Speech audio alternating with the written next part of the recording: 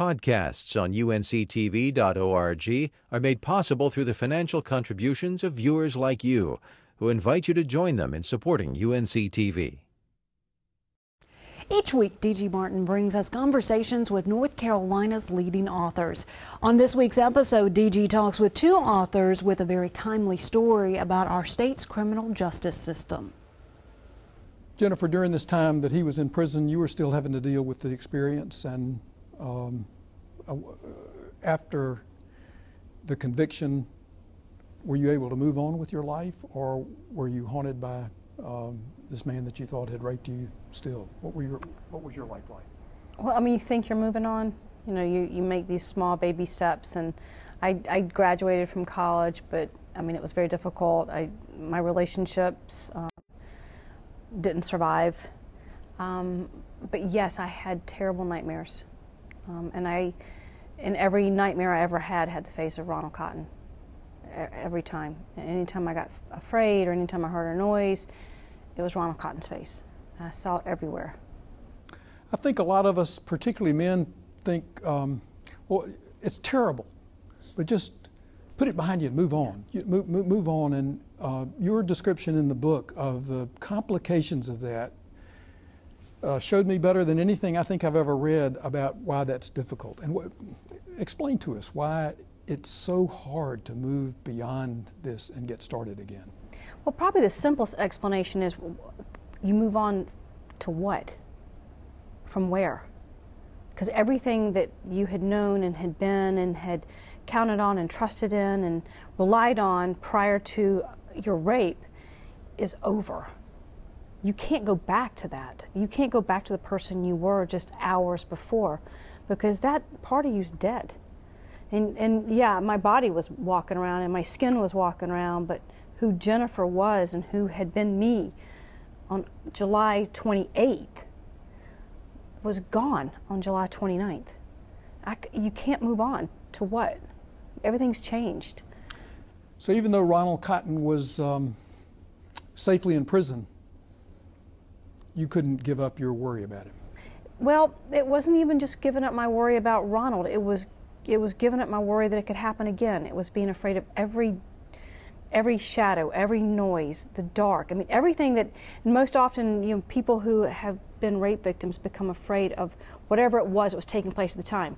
So if you're hiking, or if you're in your apartment, or if you're shopping, whatever happened at that time, that becomes a very fearful place. For me, I was sleeping in my bed behind my locked doors.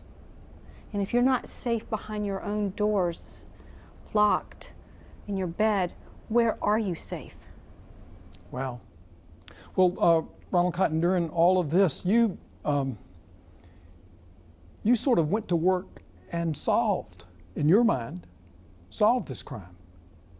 How did you do that? You found out who did it, at least in your mind? I just happened to be walking down the tunnel in Central Prison and noticed a correction officer escorting an inmate that caught my attention. And so when I looked over and scanned them, I kind of had a playback in my mind that I've saw this guy before. I've been in his presence, and I got to thinking, and I said, yeah. And then immediately the drawing of the suspect composite sketch came to my mind, and so I went to my law. This was the original composite sketch that had been the basis of your identification. Yes. And this guy looked like you, or looked like that sketch. Yes, he did. So I went to my locker to retrieve it, and I got to comparing it, you know, because I could still visualize him in my head. And I said, well, the ears and all, you know, matched, and I said, yes, it has to be him. Well, this is incredible to me, that of all the people in prison, a lot of them probably look a little something like that. You said, this guy looks a lot like that sketch. He could be him, but more to it than that, wasn't there? Wasn't there? What was the rest of it that made you become convinced that this certainly might have been the person who was the really guilty party? Well, a few days later, I was out on the yard, you know, playing handball, and he happened to be standing out in the background observing the game, and I happened to look over and notice him, so I immediately went to someone else to take my place playing the game, and I confronted him. What's this guy's name? His name is Bobby Poole. Bobby Poole.